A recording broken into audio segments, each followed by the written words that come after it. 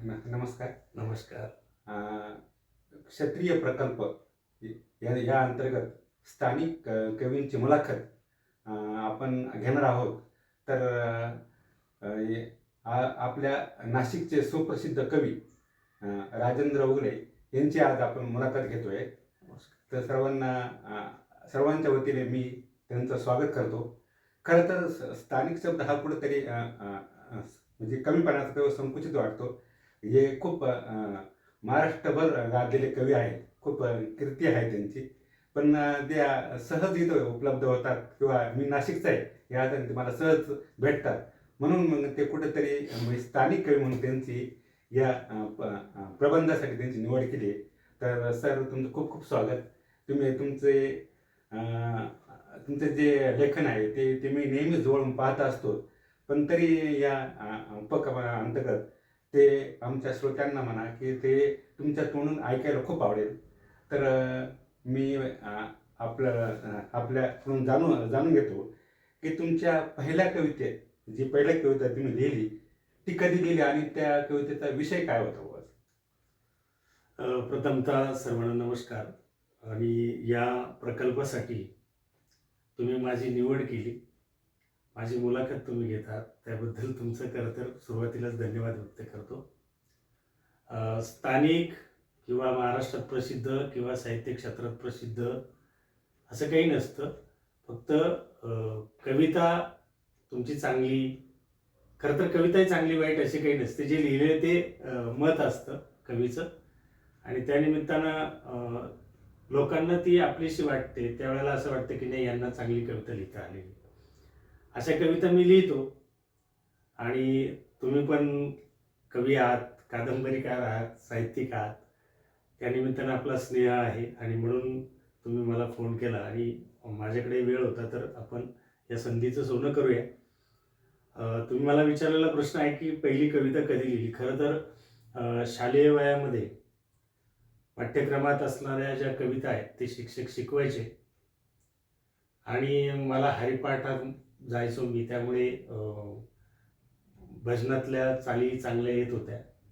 त्यामुळे शाळेतल्या कवितांना कुठेतरी मी त्या चाली लावायचो आणि मग वर्गात कविता शिकवताना सर म्हणायचे की या कवितेला चाल लावून बघा. आणि मी ती चाल लावली की लोकांना म्हणजे मुलांना आवडायची. त्यामुळे असं झालं की मलाही कविता आवडायला लागली.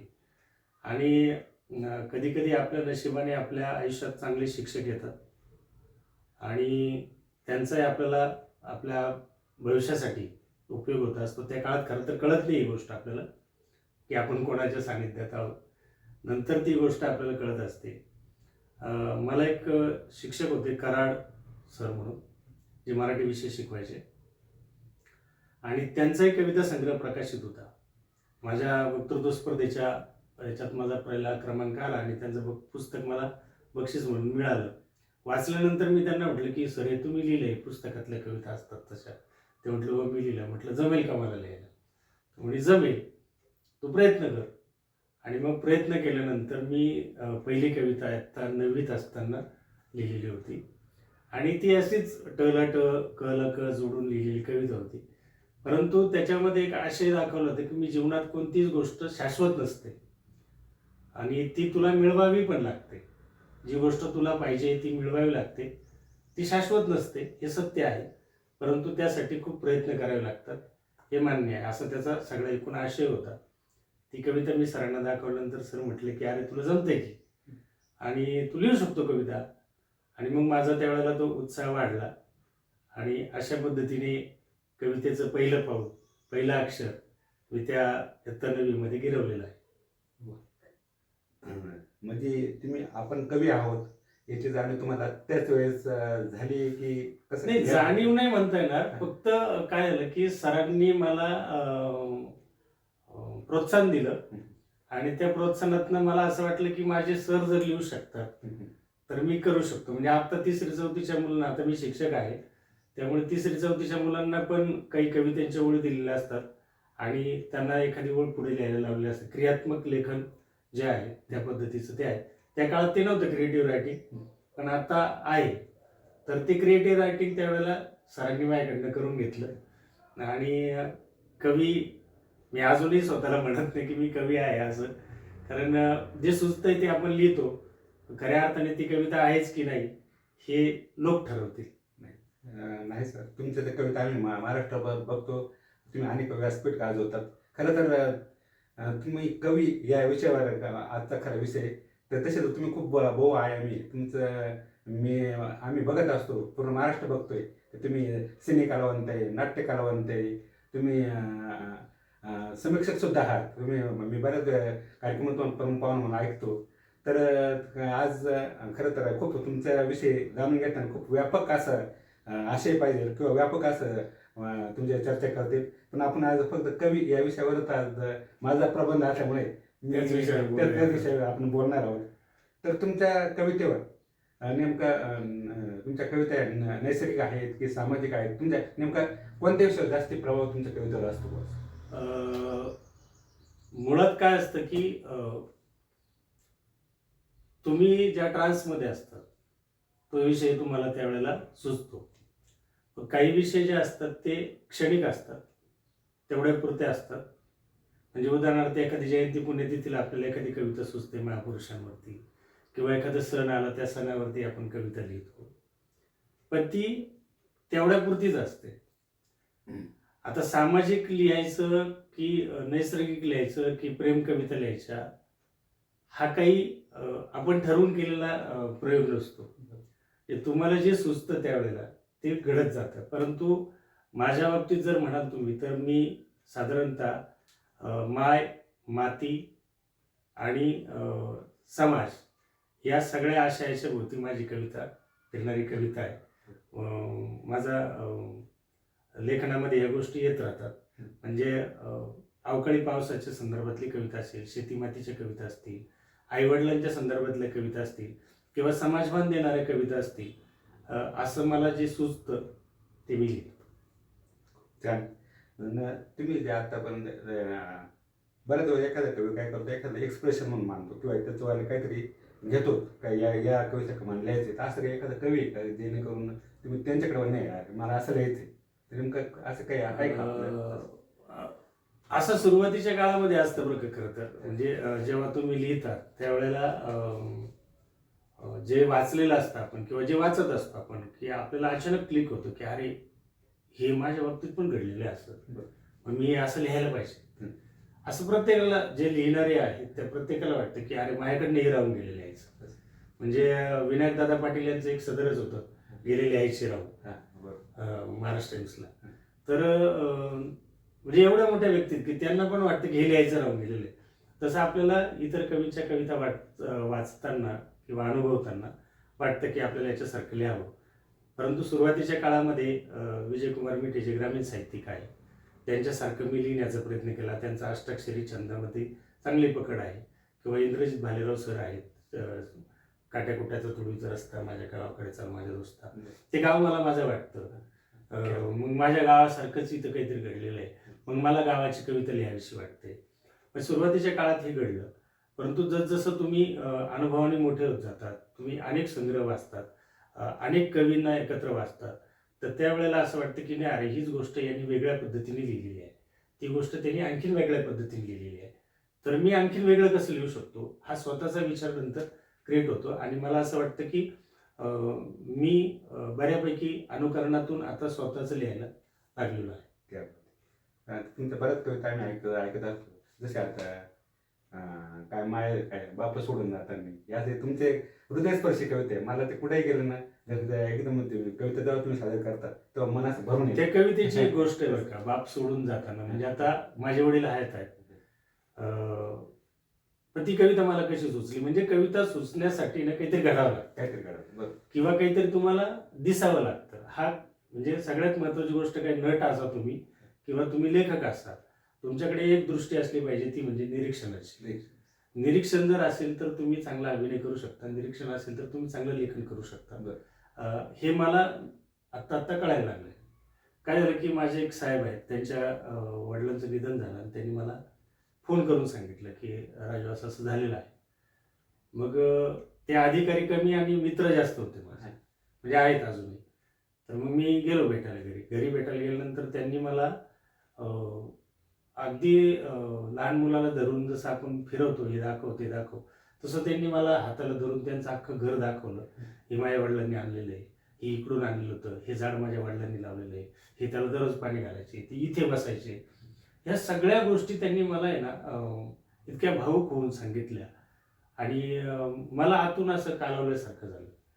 मला तिथे काही सुचलं नाही, परंतु मी ते जे भवानी रोडला राहतात पुढे, तिथून निघाल्यानंतर साधारणपणे पंचवटीत आल्यानंतर मला कवितेच्या पहिल्या 4 ओळी सुचल्या होत्या की बाप सोडून जाताना सुन्या झाल्या दाई दिशा आणि झाला पोर का भूगोल फाटला नकाशा, या ओळी सुचल्या आणि मग नंतर ती कविता सगळी पूर्ण झाली.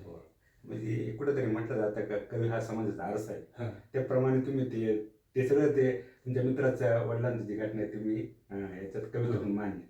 तर अशा कवितेमध्ये अशी सामाजिक बांधिलकी जपणाऱ्या अशा कविता आपण आहेत का किंवा काय ते जर नेमकं त्याविषयी जरा सविस्तर सांगितलं तर. सामाजिक आशयामध्ये आणखीन परत पोटविषय येतात. म्हणजे तुम्ही जाती निर्मूलनाकडे लिहितायत का, तुम्ही शेतकरी आत्महत्यांकडे लिहितायत का, तुम्ही आत्ता शिक्षणाची जी ससेवलपट होते आहे त्याच्यावर लिहितायत का.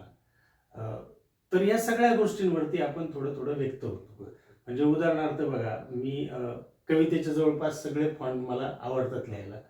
मी त्याच्यामध्ये प्रयत्न करतो की मला गझल लिहिता आले पाहिजे, मला ऐकू लिहिता आलं पाहिजे, मला अष्टाक्षरी लिहिता आले पाहिजे, मला वृत्तबद्ध लिहिता आलं पाहिजे, मला पोवाडा लावणी लिहिता आली पाहिजे, असं मी एक प्रयत्न करत असतो.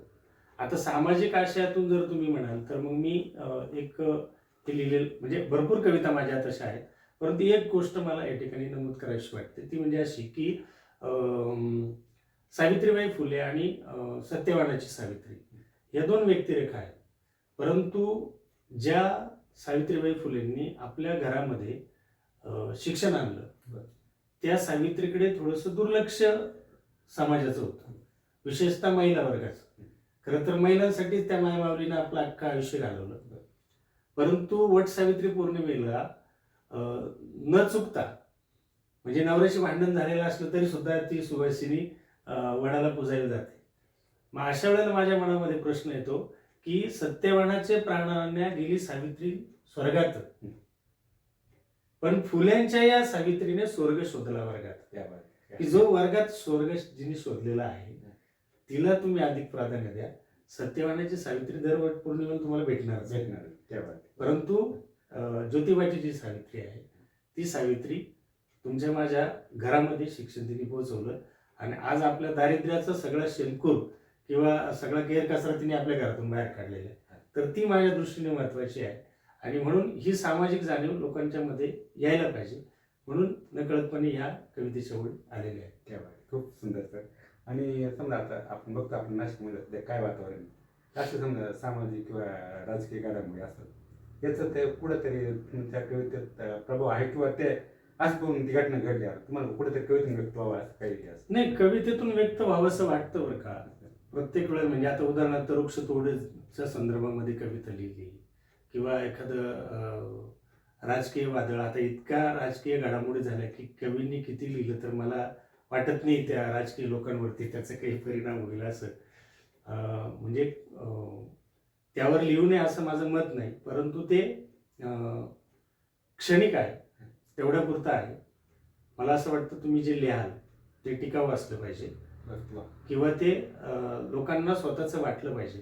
आता आपल्याकडे इतकी माध्यमं झालेली आहेत की राजकीय लोकांवरती लिहायला किंवा आत्ता जे सामाजिक चित्र आहे त्या चित्रावरती व्यक्त व्हायला लोक समाज माध्यमावरती व्यक्त होत असतात आणि ते किती खालच्या पातळीवर जाऊन व्यक्त होतात तेवढं कवी नाही होऊ शकत नाही आणि समाजाला ती भाषा लवकर कळते असं मला वाटतं. पण त्याच्यावरती आपण लिहायचा प्रयत्न केला पाहिजे. मी पण लिहिलेला आहे त्याच्यावरती, दंगलींवरती लिहिलेला आहे, राजकीय घडामोडींवरती लिहिलेलं आहे, भ्रष्टाचारावरती लिहिलेलं आहे. या सगळ्या सामाजिक विषयावरती मी लेखन केलेलं आहे. एखादी परिवर्तन घडून आणणार एखादी कविता जर असेल किंवा काय असं काय तिथे काय परिवर्तन म्हणजे आता तुम्ही जसं म्हटलं का ते कविता गावाकडे जसं सोड अशी काही कविता आहे की जेणेकरून ते एखादी कविता आहे बोलणे तिने समाज परिवर्तन घडून आणलं असं काहीतरी. समाज परिवर्तन घडवून आणणं ही गोष्ट वेगळी आहे, परंतु ती माझ्या कवितेतनं किती सक्षमपणे पुढे आली मला सांगता येणार नाही. परंतु मी एक गोष्ट नमूद करेल की मी मायबाप नावाचा एक कार्यक्रम करतो, अरुण इंगळे सर आणि मी तो कार्यक्रम करतो. आई आणि बाप हा विषय आज थोडासा सामाजिक विषय झालेला आहे. म्हणजे लोकांना आज देव देश धर्म सांगण्याची गरज नाही, इतक्या लोकांची अस्मिता टोकदार झालेली आहे. परंतु लोकांना आई वडील सांगावे लागतात, ही दुर्दैवाची गोष्ट आहे. आणि मग सामाजिक आशय याच्यातनं कसं जाऊ शकतो, तर मी वारकरी संप्रदायातला माणूस आहे, माझे वडील कीर्तनकार आहेत, आणि तरी मी विठ्ठलावरती एक वेगळी कविता लिहिली की जी सगळ्यांना आवडली कविता. की मी त्याच्यामध्ये लिहिलं की आई वडील हेच तुमचं खरं तर दैवत असले पाहिजे. म्हणून मग मी लिहिलं होतं की नाही गेलो पंढरीला, नाही गाईला अभंग, आणि बापा मधीच शोधला पंढरीचा पांडुरंग. मला असं वाटतं की हा पंढरीचा पांडुरंग जर तुमच्या घरात असेल, रुक्मिणी जर तुमच्या घरात असेल, तर पंढरपूरच्या विठ्ठलाला पण तेच आवडत असेल की तू त्यांची सेवा कर. आणि हाच संदेश मला या कवितेतनं लोकांना द्यायचा आहे की देव करा, तुम्ही देवाकडे जा. आपलं काही कोणाचं ना नाही, कोणाच्या भावनिक याच्यावरती आपल्याला आघात करायचा नाही, परंतु त्याचा अवडंबर करू नये असं मला वाटतं. आणि म्हणून मला ती कविता लिहावीशी वाटली की मी पण दररोज सकाळी माझी प्रार्थना करतो, माझं मेडिटेशन करतो, मी पण त्या गोष्टी करतच आलेलो आहे. परंतु ह्या सगळ्या गोष्टी करताना पहिलं स्नान झाल्यानंतर मी माझ्या, आता आई तर गेली समजा, परंतु सकाळी आई वडिलांचं दर्शन घेणं हे माझं नित्यक्रम आहे. आणि हा क्रम मला माझ्या मुलांना सांगायची गरज नाही, कारण संस्कार ही गोष्ट काही अशी बाजारातून विकत आणून द्यावी लागत नाही, ती कृतीतून द्यावी लागते. आणि माझ्या मुलांना ती गोष्ट कळली तर मला असं वाटतं की माझ्या मुलांना कळलं ते समाजाला पण कळेल, म्हणून मी तिला म्हणू शकतो की ही माझी सामाजिक कविता आहे. नक्की सर. आता थोडंसं काय थोडं वेगळ्या अंगाचं जरा विचारायचं वाटतं, जेणेकरून आमच्या श्रोत्यांना बी थोडंसं जे नवकवी त्यांना कळेल असं की एखाद्या कवितेचं प्रकाशित करताना तुम्हाला काय काय अडचणी आहे, किंवा ते करताना तुम्ही कसं तो एक काळ होता की कविता संग्रह प्रकाशित करण्यासाठी तुमच्याकडे प्रकाशकांच्या रांगा लागायच्या. अर्थात त्या काळामध्ये जिल्ह्यात कुठेतरी एखादा नावाजलेलं कवी असायचा. म्हणजे आपलं नाशिकचं उदाहरण घेतलं तर कवी कुसुमाग्रज किंवा कवी गोविंद, म्हणजे कवी गोविंदांचा कालावधी बराच जुना आहे, किंवा सावरकरांचा कालावधी बराच जुना आहे, किंवा नाटककार म्हणून घेतलं तर कानेटकरांचा विषय आहे. तर ही लोक त्या क्षेत्रातले माइलस्टोन होते. त्याच्यामुळे त्यांनी काही लिहिलेलं असेल, किंवा प्रकाशकांचा वर्षभरात त्यांना मी तर म्हणतो कमीत कमी 5-6 वेळेला फोन जात असेल वेगवेगळ्या प्रकाशकांना, तुम्ही काही लिहिलंय का, काय लिहिलं असेल तर मग आम्ही छापतो. हा एक काळ होता. परंतु त्या काळात लिहिणारे लोक कमी होते. पण जसं समाज माध्यम आपल्या हातात आलं, लोक व्यक्त व्हायला लागली, आणि खूप व्यक्त व्हायला लागली. म्हणजे आता असं झालं की पूर्वी लोक म्हणायचे की गावात एक इंजिनियर असायचा किंवा तालुक्यात एखादा इंजिनियर असायचा, आता दगड मारला तिथे इंजिनियर सापडतो. तसं पूर्वी जिल्ह्यात कुठेतरी एखादा कवी असायचा, आता दगड मारला तिथे कवी सापडतो. इतके कवी झालेले आहेत. त्यामुळे प्रकाशकाची अडचण काहीच नाहीये. उलट प्रकाशन व्यवसाय हा भरभराटीला आला आहे कवी लेखकांमुळे. कारण प्रत्येकाला असं वाटतं की मी लिहिलंय त्याचं पुस्तक झालं पाहिजे, आणि मग स्वतःहून आपण प्रकाशक शोधायला जातो. मग प्रकाशक तुम्हाला सांगतो की मी इतके पैसे घेईन, तुम्हाला त्याचा व्यवहार पटला तर तुम्ही तो प्रकाशित करावा, नाही पटला तर नाही करावा. कारण प्रकाशक आता तुमच्या घरापर्यंत येईल अशी स्थिती आता राहिलेली नाही. फार कमी लोकांच्या बाबतीत ती स्थिती आहे की प्रकाशकांनी तुम्हाला सांगितलं की तुमचं पुस्तक मी प्रकाशित करणार आहे, पण ती कधी येईल याची गॅरंटी नाही. म्हणजे तुम्ही आज पुस्तक एखाद्या प्रकाशकाकडे दिलं तर त्याच्या क्यूमध्ये किती लोक आहेत हे आपल्याला माहीत नसतं. मग त्याच्याकडे जर वेळ असेल तर तो 6 महिन्यात पण काढेल, 3 महिन्यात पण काढेल, 1 महिन्यात पण काढेल, नाहीतर तो 6 वर्ष पण त्याला लावू शकतो. तर अशी मला काही 2011ला माझा पहिला संग्रह आला तेव्हा मला काही फारशी अडचण आली नाही. कारण माझा पहिला संग्रह जो आहे उगवून येऊ पाती हा कादवा शिवारने प्रकाशित केला, आणि योगागाने विजयकुमार मिठे आणि माझे ऋणानुबंध गुरु शिष्याचे नात्याचे आहे त्यामुळे त्यांनी तो माझा पहिला संग्रह प्रकाशित करायला काही आडेवेळे घेतले नाही. उलट त्यांनी मला मोटिवेट केले की तुझा संग्रह आपण काढू. त्याच्यात मग रवींद्र मालुसकर सर असतील किंवा उगल मुंगले सर असतील, या दोघांची मला बऱ्यापैकी मदत झाली, म्हणून माझं पुस्तक आलं. तर समजा आता तुमच्या आम्ही बऱ्याच वेळेत ऐकतो म्हणजे मैफिली खूप गाजतात हम्म. किंवा तुम्ही कवितेमध्ये गातात, तर ते एखादा अविस्मरणीय क्षण द्या मला ते मैफिल किंवा ते व्यासपीठ खूप आवडलं किंवा प्रेक्षकांना आधी किंवा आता तुमचं जर प्रत्येकाने तुम्ही तुमच्याकडे दादच घेते, पण मग ते असं एखादा अविस्मरणीय क्षण सांगा बुवा, की जेणेकरून आम्हाला त्यातून अविस्मरणीय क्षण त्याच्यामध्ये असा आहे की प्रत्येक कवी संमेलनामध्ये मी गेल्यानंतर लोक सांगत असतात की ही कविता म्हणा सर. म्हणजे आता तुम्हीच स्वतः बऱ्याच वेळेला मला तर ती बाब सोडून जाताना कविता म्हणायला तुम्ही आग्रह करतात. पण माझं स्वतःचं वैयक्तिक मत असं असतं की नवीन मैफिल आहे तर तिथे नवीन काहीतरी लिहिलेलं असतं, आपण ते सादर व्हावं. आणि म्हणून माझ्या बऱ्याचशा कविता या रिपीट नसतात. नवीन कविता सादर करण्याचा माझा कायम प्रयत्न असतो आणि तो करत असतो. परंतु त्यातनं गोष्टी घडतात कशा की आता मायबाप कार्यक्रमामध्ये अविस्मरणीय क्षण तुम्ही विचारलाय मला, तर पिंपळगाव वसमतला आमचा एक मायबापचा कार्यक्रम होता आणि कार्यक्रमाच्या आधीच आम्ही अर्धा पाऊण तास गेलेलो होतो. तर आयोजकांनी सांगितलं एकाला तिथलं की बाबा यांना चहा पाण्याला घेऊन जा, तोपर्यंत लोक येतील. म्हणजे श्रोत्यांच्या आधीच होते हजर, असा तो प्रकार झालेला होता. मग त्या माणसाने मला विचारलं की सर तुम्ही आई वडिलांच्या संदर्भामध्ये कार्यक्रम करतात, पण मग आई वडील नालायक असतील तर काय करायचं. कॉन्टिन्युअसली माझ्या तोंडातनं वाक्य येऊन गेलं की म्हटलं काय नाही, त्याच्या पोटी तुमच्यासारखे नालायक जन्माला येतील. मग ते त्या माणसाला ते वाक्य लागलं आणि तो म्हणाला की सर तुम्ही मला नालायक म्हणाला. म्हटलं नाही, त्या प्रवृत्तीला म्हणाला, तुम्ही अंगावर येऊ नका.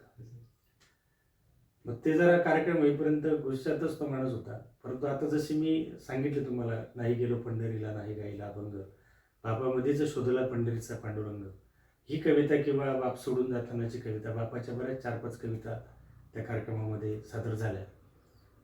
कार्यक्रम झाल्यानंतर तो माणूस माझ्याकडे आला आणि त्यांनी माझं कार्ड मागितलं. मी त्याला कार्ड दिलं आणि 15 दिवसानंतर त्या माणसाने मला फोन केला की सर तुमच्याशी माझा असाचा वाद झाला होता, तो मी बोलतोय.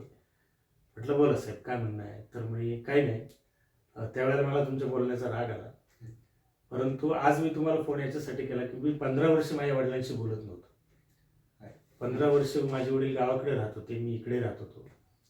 आणि याचं कारणही असं होतं की माझी आई वारली 15 वर्षापूर्वी आणि मला असं वाटलं की माझ्या वडिलांच्या निष्काळजीपणामुळे माझी आई वारली, त्यामुळे मी त्यांच्याशी बोलत नव्हतो. परंतु तुमच्या कविता काल ऐकल्या आणि त्यानंतर मला रिअलाईज झालं की माझी चूक आहे आणि म्हणून मी गेलो, वडिलांच्या पाया पडलो, वडिलांना घेऊन आलो. आता जोपर्यंत वडील हयात आहे तोपर्यंत ते माझ्याकडेच राहतील. मला असं वाटतं की कवितेनं एवढं परिवर्तन करणं यापेक्षा वेगळी गोष्ट काय असू शकते. हे खरं तुमच्या कवितेचं देईन असं म्हणतात. आता समजा आता आज आपण बरेच वेळ बघतो की एखाद्या कवीला त्याला काही दुरुस्ती सांगितली, काय सांगितली तर त्याला आवडत नाही. समजा तुमच्या एखाद्या कवितेत टीका झाली तर त्या गोष्टीकडे तुम्ही कसं बघता. त्या गोष्टीकडे अतिशय गांभीर्याने मी बघितलं पाहिजे, कारण जो कोणी मला सांगणार आहे तो एकतर माझा मित्र असतो किंवा माझं चांगलं व्हावं असं सांगणारा असतो. कारण लोक चुका केव्हा दाखवतात की ज्या वेळेला ते त्याला चुकीचं वाटतं त्याच्या दृष्टिकोनातनं. परंतु ज्या वेळेला आपण त्यांनी सांगितलेली गोष्ट आपल्या दृष्टिकोनातनं जेव्हा बघतो त्यावेळेला तो खरं सांगतोय की खोटं सांगतोय आपल्याला कळत असते ती गोष्ट.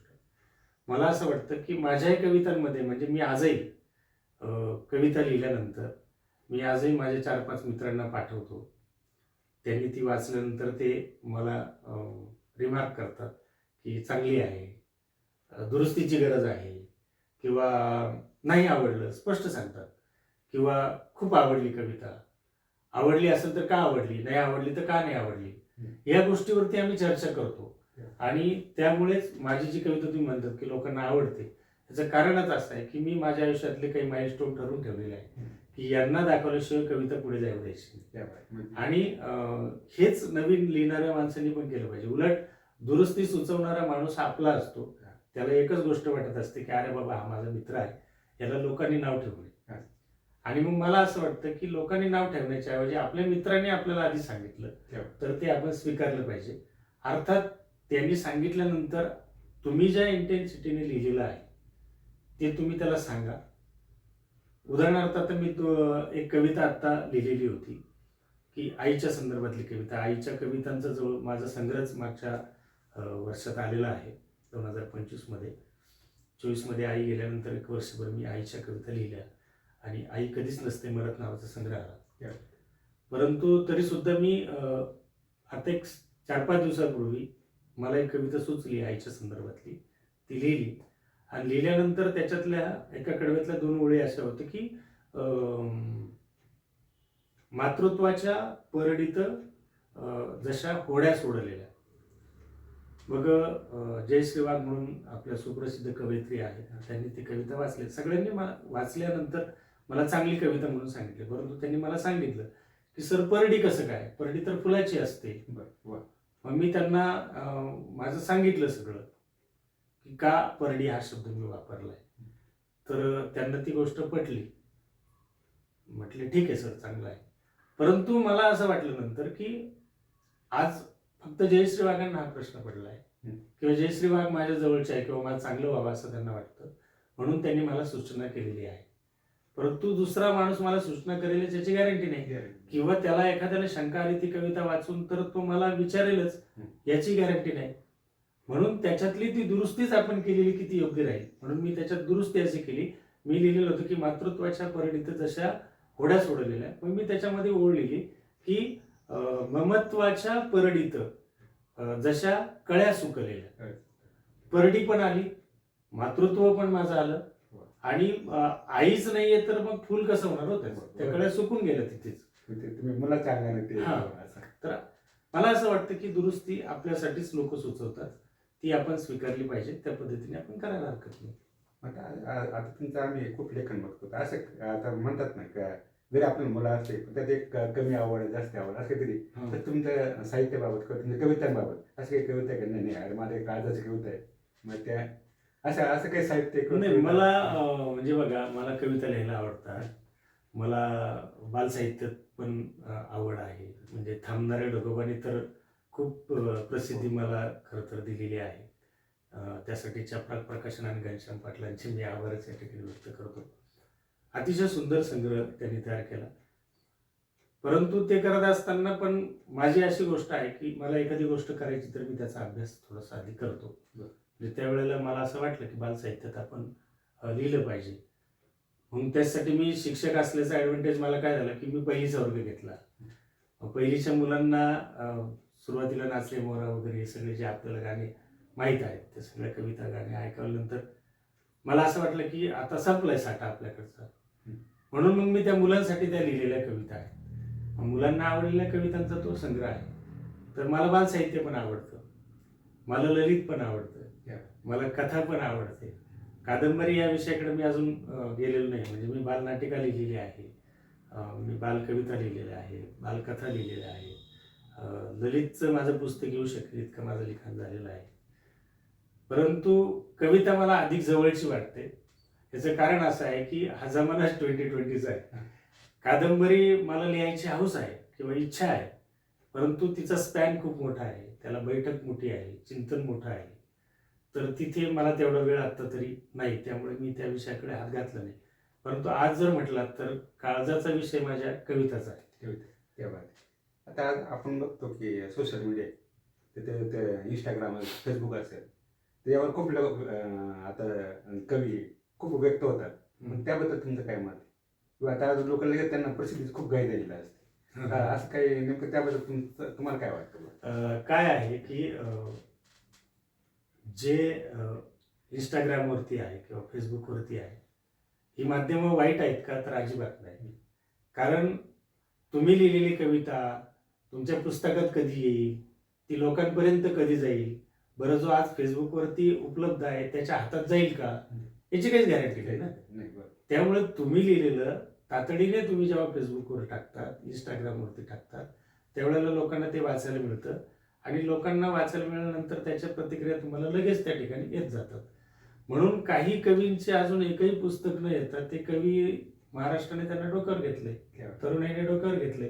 कारण काय आहे की ज्यावेळेला तुम्ही एखादी गोष्ट लिहिता ती जर लोकांना त्यांच्या काळजातली वाटली तरच लोकांना आवडते. बरं. अर्थात त्याच्यात पण अशी गोष्ट आहे की तुम्ही समजा एखाद्या लग्नात जेवायला गेल्यानंतर तिथे तुम्हाला खूप असे स्टॉल मांडलेले असतात. म्हणजे आता बफे सिस्टीम आहे जेवणाची. पाणीपुरी असते, आईस्क्रीम असते, चणे असतात, शेंगदाणे असतात, अजून वेगवेगळे पदार्थ सगळे असतात, सूप असतं.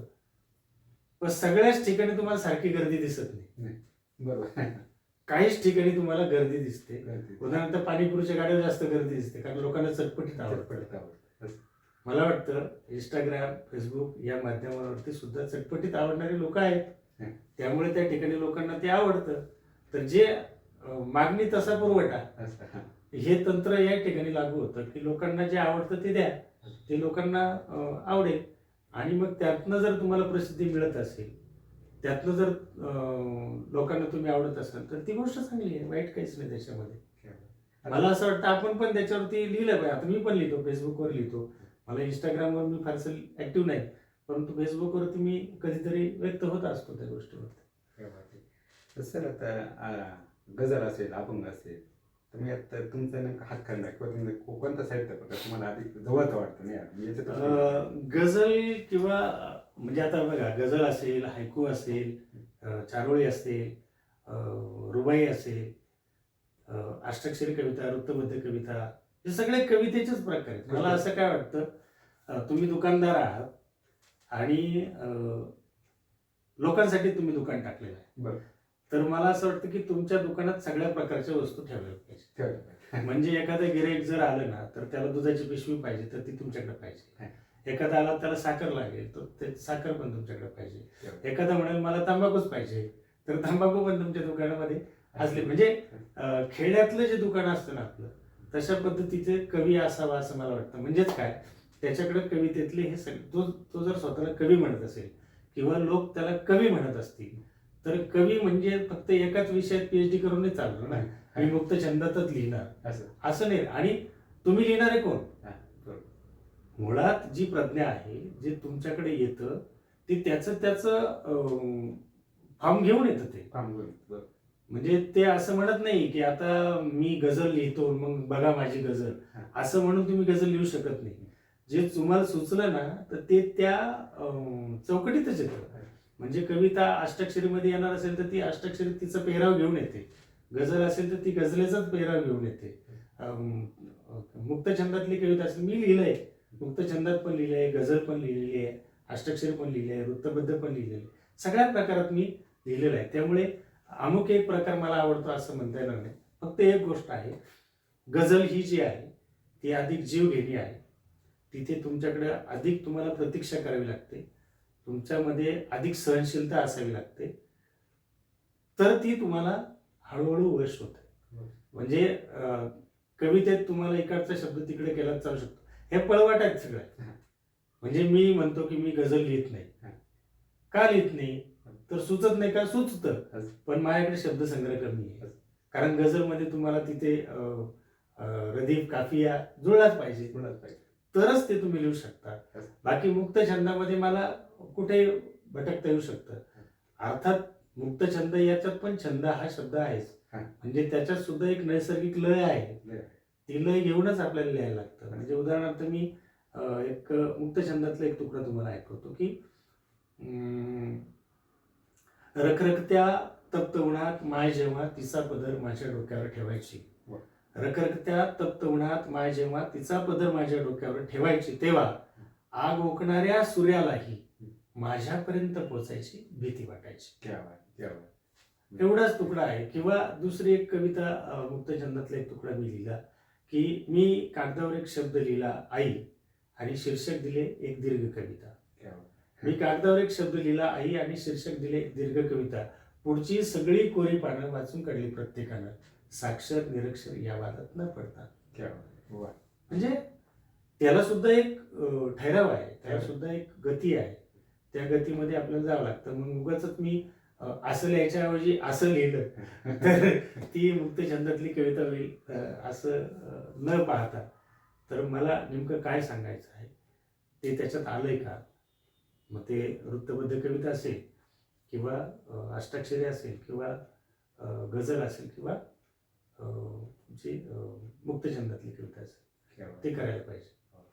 आता हेच अनुगात कवितेचा विषय निघाला.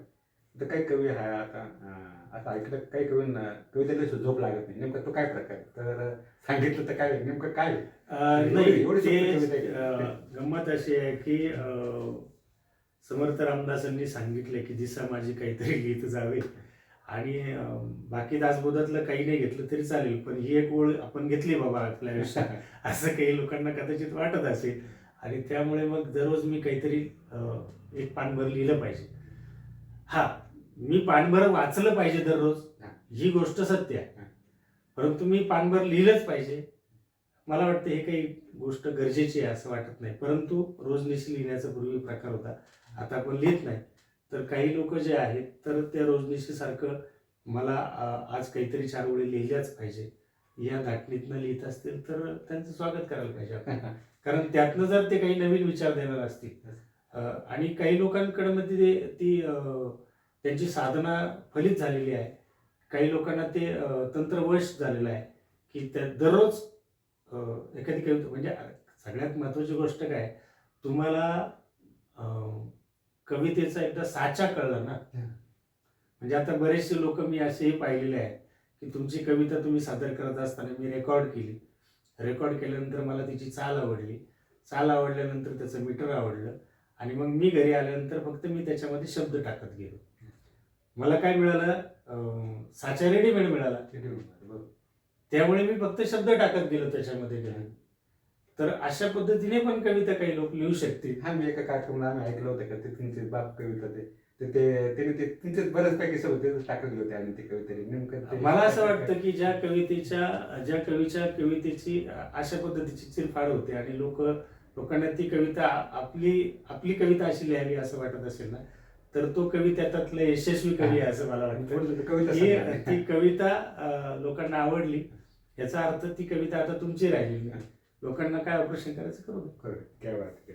तर आजची पिढी जी तुला प्रतिसाद दिला तर काहीतरी समाजासाठी दिलं पाहिजे, ते काय मार्गदर्शन करा तुम्ही, किंवा कसं त्याचा दर्जा कसा राखला पाहिजे, काय केलं पाहिजे? नाही, समाजासाठी लिहिलं पाहिजे असं काही नाही.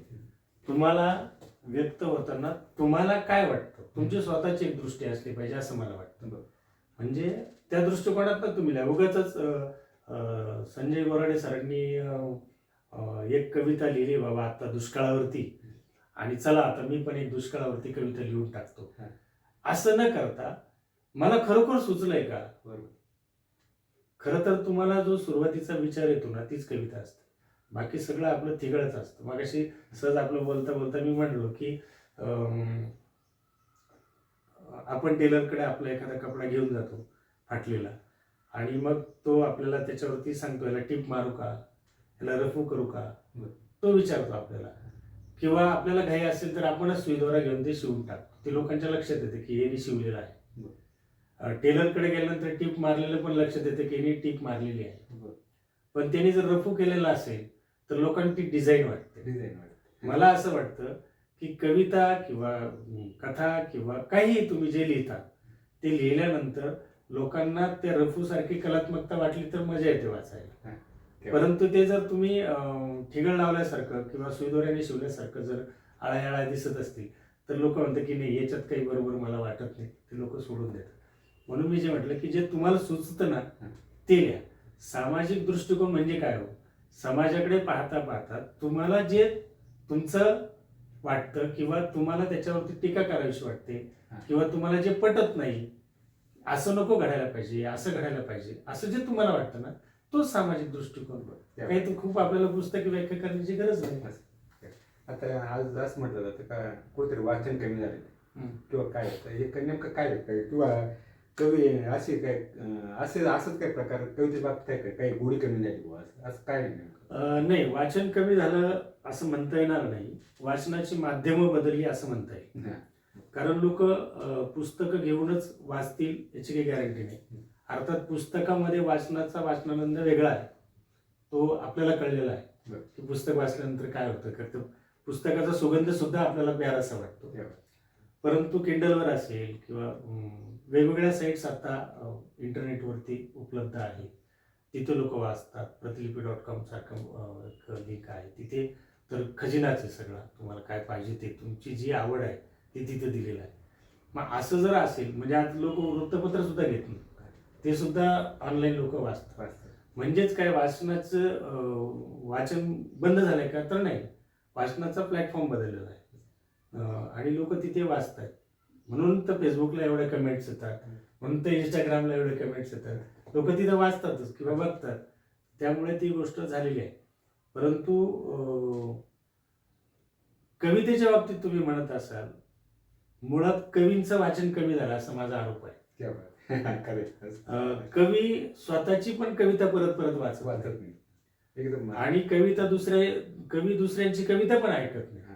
कवी स्वतःची कविता झाली की एकतर निघून जातो, किंवा त्याला फोन येतो कोणाच तरी, किंवा त्याला एखादा मित्र त्या ठिकाणी भेटतो आणि त्याच्याशी त्याला वर्षभर साठलेलं, किंवा तो ज्या पहिल्यांदा भेटला त्याच्यानंतर आतापर्यंत जे साठलेलं ते सगळं बोलायचं असतं नेमकं त्याच वेळेला, त्याची कविता झाल्यावरती. म्हणजे मी बऱ्याचशा कार्यक्रमामध्ये सूत्रसंचालन करत असताना अनेकांनी मला फोन करून किंवा मेसेज करून कळवलं की मला अत्यंत घाई आहे, माझा नंबर लवकर घ्या. आणि मलाही वाटलं की खरोखर यांना घाई आहे, तर आपण यांचा नंबर लवकर घ्यावा.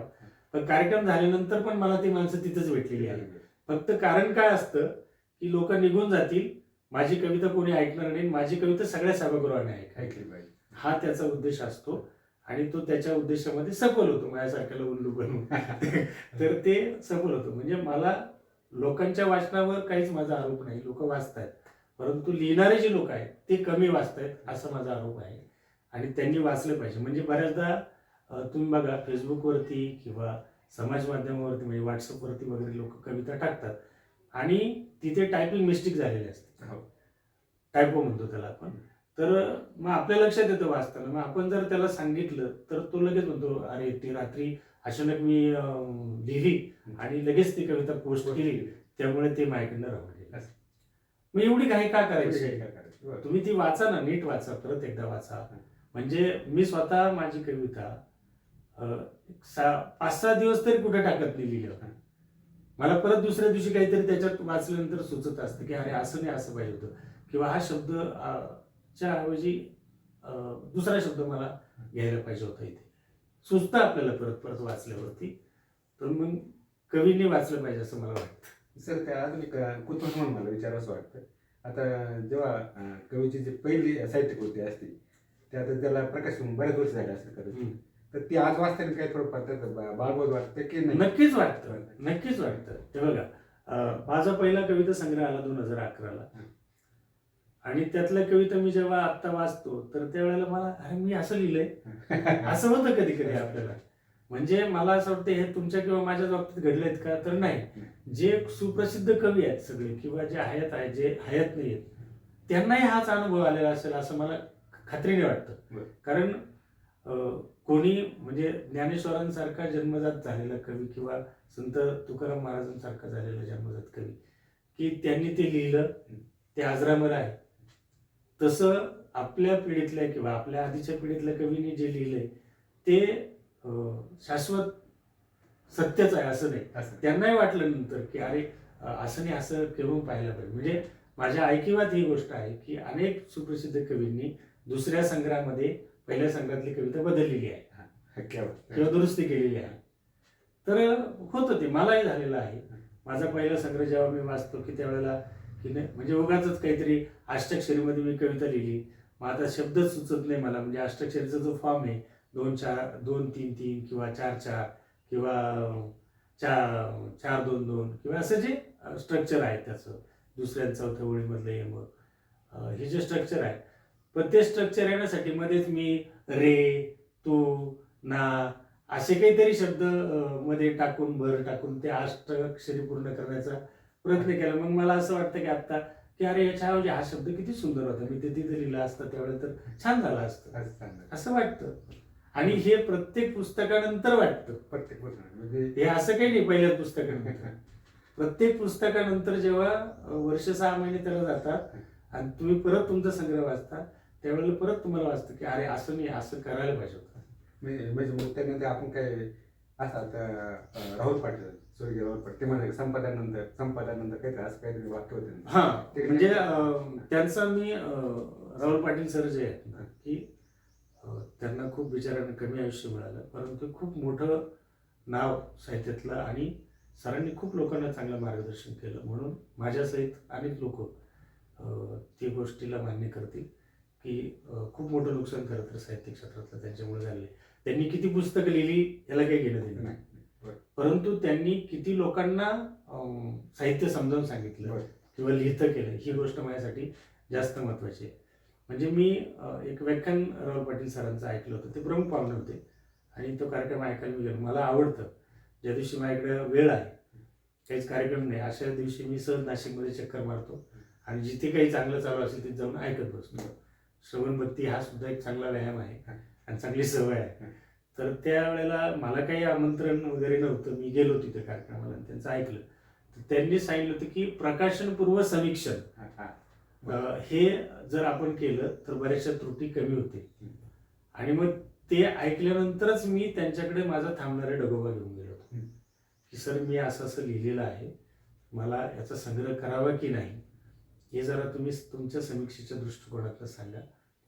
आणि राहुल पाटील सरांची एक पद्धत होती की आल्यानंतर त्या लेखकाचा, कवीचा चहा पाणीचा सगळा आदर सत्कार झाला, ते पुस्तक ठेवून घेणे आणि नंतर त्याला 2-1 दिवसानंतर रिप्लाय करणे की बाबा याच्यात काय आहे. माझं भाग्य असं आहे की पाटील सरांनी ते पुस्तक हातात घेतलं, तोपर्यंत चहा आला, चहा येईपर्यंत 2-4 कविता त्यांनी वाचल्या. त्यांनी पेन्सिल आणि खोडरबर सोबत घेतलं, मला म्हटले चला आपण जरा खाली जाऊन बसू. खाली गार्डन आहे त्यांच्या घराच्या तिथे छोटंसं, तिथे आम्ही गेलो आणि माझ्यासमोर त्यांनी तिथे लगेच सगळ्या कविता वाचल्या. आणि सर हा शब्द तुम्ही का वापरला इथे, याच्याऐवजी दुसरा शब्द काय टाकू शकतात, असं ज्यावेळेला त्यांनी मला एका कवितेवरती चिंतन आमचं सुरू झालं, तर 2-1 तासामध्ये म्हणजे खूप काही दुरुस्त्या माझ्या कवितेत नव्हत्या, परंतु एक 4-5 कवितांमध्ये थोडीशी दुरुस्ती होती किंवा विसंगती वाटत होती, अशा ठिकाणी त्यांनी मला सांगितलं. आणि त्याचा परिणाम आपल्याला माहिती की थांबणारे डगोबा सगळ्या लोकांना आवडला. तिथे काय 2 आवृत्ती आहेत, ते किती पहिली आवृत्ती पहिल्या 50 दिवसात संपली आणि दुसरी आवृत्ती मग नंतर आपण लगेच काढली. आता माझा एक प्रश्न विचारतो राहून का, आपलं प्रकाशित जे साहित्य त्याबद्दल थोडंसं. माझा पहिला संग्रह कादवा शिवाजीने प्रकाशित केला, उगवली ओपाती, हा कविता संग्रह आहे. त्यानंतर दुसरा कविता संग्रह माझा 2021ला आला, म्हणजे तब्बल 10 वर्षानंतर तो पण बाल साहित्यातला आला, थांबणारे डगोबा. आणि त्यानंतर 2021 नंतर मग थोडीशी सुप्तावस्था येईल असं मला वाटत होतं.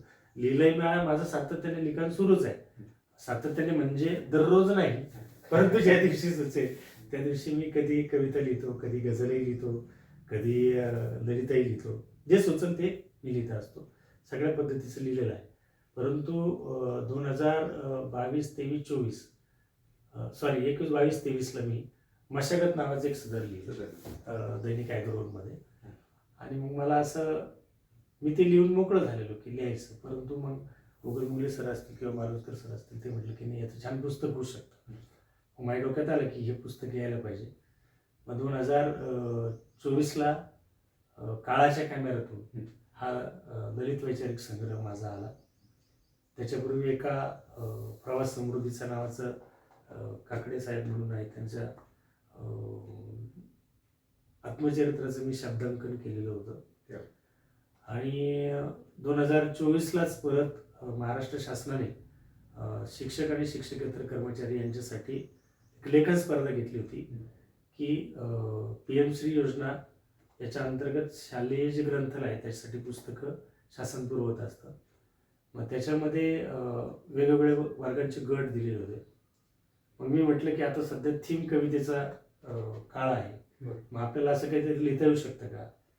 तर मग मी पक्षी, कीटक, प्राणी यांची घरं, या घरांवरती कविता लिहायला सुरुवात केली, म्हणजे लिहिल्या त्या प्रोजेक्टसाठी. आणि त्याचं सुंदर माझे घर नावाचा एक संग्रह मी केला. मनीष आलबाड नावाचा अगदी 24-25 वर्षाचा मुलगा आहे, त्यांनी त्याची चित्र छान केली आणि ते मी आमच्या जिल्हा शिक्षण प्रशिक्षण संस्थेला सुपूर्द केलं. योगाकडे ते जिल्ह्यामध्ये पहिल्या 5 मध्ये आलं, सिलेक्ट झालं. मग ते राज्य स्तरावरती गेलं राज्यस्तरावरती पण ते सिलेक्ट झालं. सिलेक्ट झाल्यानंतर महाराष्ट्र शासनानेच ते बालभारतीच्या अंतर्गत ते पुस्तक प्रकाशित केलं आणि आज महाराष्ट्रातल्या जवळपास 46,000 स्थानिक स्वराज्य संस्थांच्या शाळा आहेत.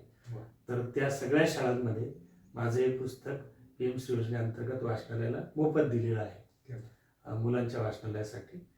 तर ते एक पुस्तक माझं झालं सुंदर माझे घर. दरम्यानच्या काळामध्ये आईचं निधन झालं आणि मी खूप अस्वस्थ झालो. म्हणजे खरं तर पहिले 15 दिवस महिनाभर मला काहीच सुचलं नाही. इव्हन आईच्या उत्तर करायची पत्रिकाही मला लिहिता आली नाही. पण नंतर एक एक आठवण मला यायला लागली आणि ती कवितेत यायला लागली. मग मी जसं जसं सुचेल तसं मी लिहित गेलो. आईचा फोटो फ्रेम करून ती कविता पोस्टर बनवून मी फेसबुकवरती टाकत गेलो. खूप साऱ्या लोकांचे कमेंट्स आल्या.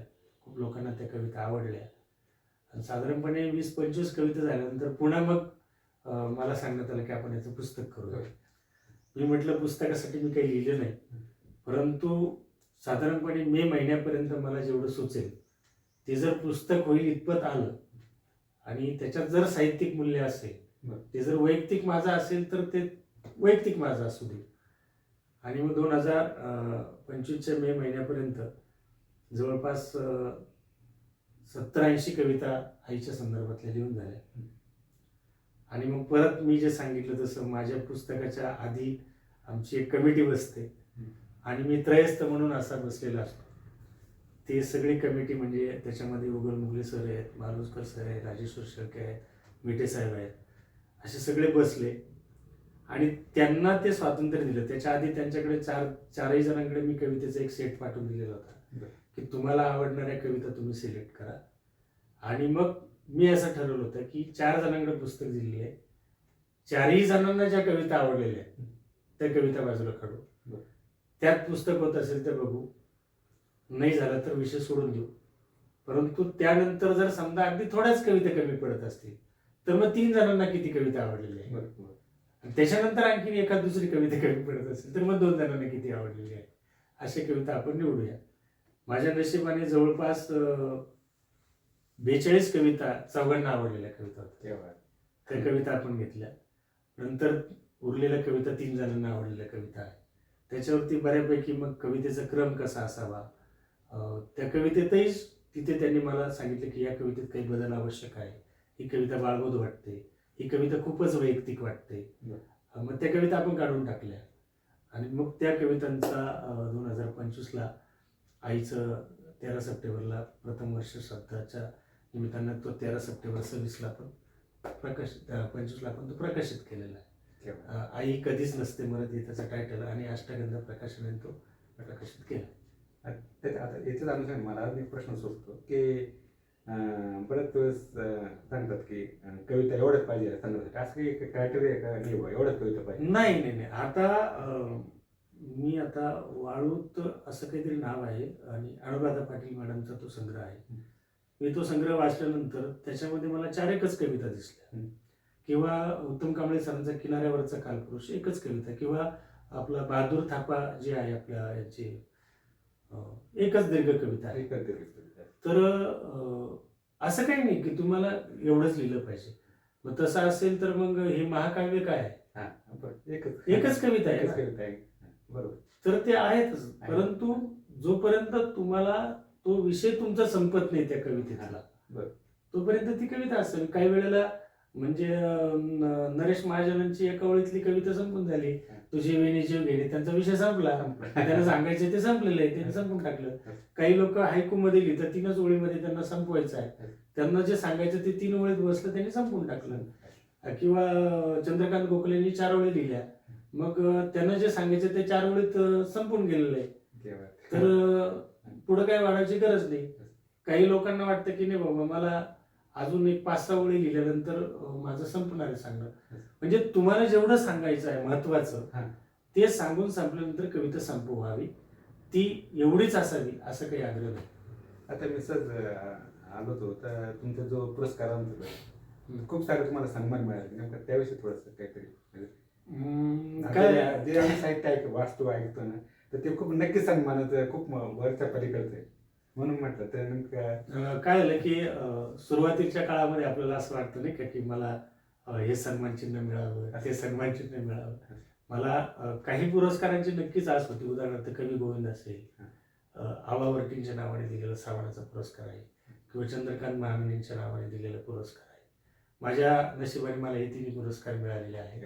किंवा साहित्यातले विविध संस्थांचे जे राज्यस्तरीय पुरस्कार आहे, म्हणजे मला गदिमांच्या नावाचा पुरस्कार मिळालेला आहे, बालकवींच्या नावाचा पुरस्कार मिळालेला आहे, निळोबा फुलेंच्या नावाचा पुरस्कार मिळालेला आहे. म्हणजे जेवढं जेवढं वाटतं आपल्याला ते सगळं मिळालेलं आहे.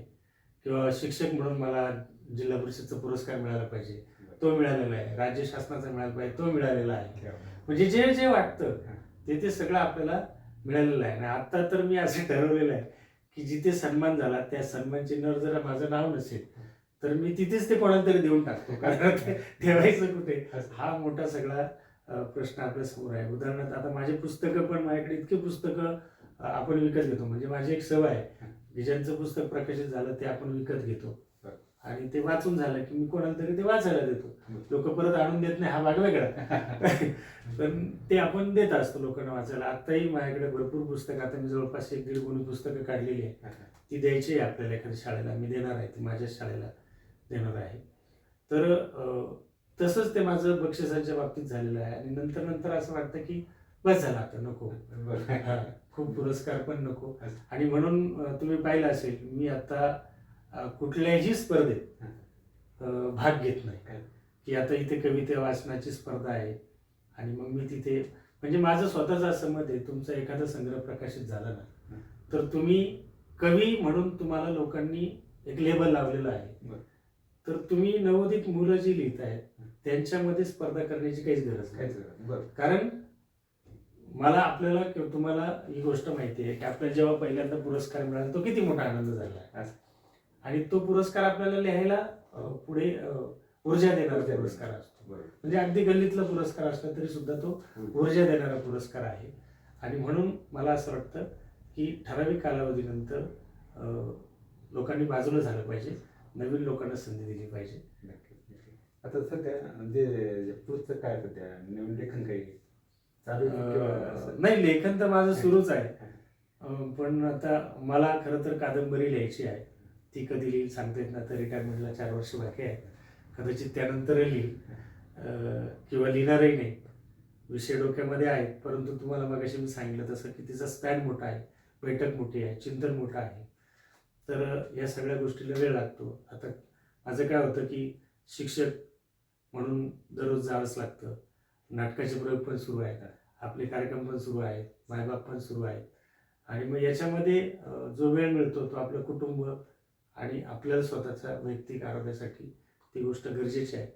परंतु आत्ता माझ्याकडे सध्या एक नाटकाचं स्क्रिप्ट लिहितो आहे. एकांकिका आहे, त्याचं स्क्रिप्टचं माझं लेखन सुरू आहे. त्याच्यावरती काम चालू आहे. कविता अचानक सुचते आपल्याला आणि सुचल्यानंतर मग असं वाटतं की ही पूर्ण झाली पाहिजे. मग ते 3-4 दिवस आपण त्याच मानसिकतेत असतो. म्हणजे मी तरी, म्हणजे माझं असं काही नाही की आता ही 4 ओळ सुचल्या मग लगेच पूर्ण कविता झालीच पाहिजे, काही नाही. मुरू देतो मी मस्त तिला. म्हणजे लोणचं जितकं मुरतं तितकं चांगलं लागतं, तसं कवितेचं पण आहे. ती जेवढी मुरेल ना तेवढी ती चांगली चांगली येत जात, असं माझं वैयक्तिक मत आहे. बाकी सर्वांनी तसंच केलं पाहिजे असं काही वाटत नाही मला. आता तर इतक्या वेळेला आपण बोलतोय, चर्चा करतोय, तर तुमचा फक्त एक कवी हा एकच पैलू आम्ही आता माझ्या प्रोजेक्टच्या अंतर्गत आपण तुमच्या मुलगाला तुम्हाला जाणून घेता आलं. तर खूप छान वाटलं. मी मला तुमच्याशी या सगळ्या मुद्द्यावर खूप बोलता आलं. तर जाता जाता जर तुमची एक कविता जर ऐकून गेली तर मजा येईल. बस कोणती कविता ऐकू तुम्हाला मी आता नेमकं? आता तुमच्या सर्वच कविता खूपच असं काही निवडण्यासाठी त्याचं काही नाहीच होतं, पण तरी तुमच्या काळात एक कविता ज्या कवितेचा आता उल्लेख केला ती कविता मी ऐकवतो आता, की आईची कविता.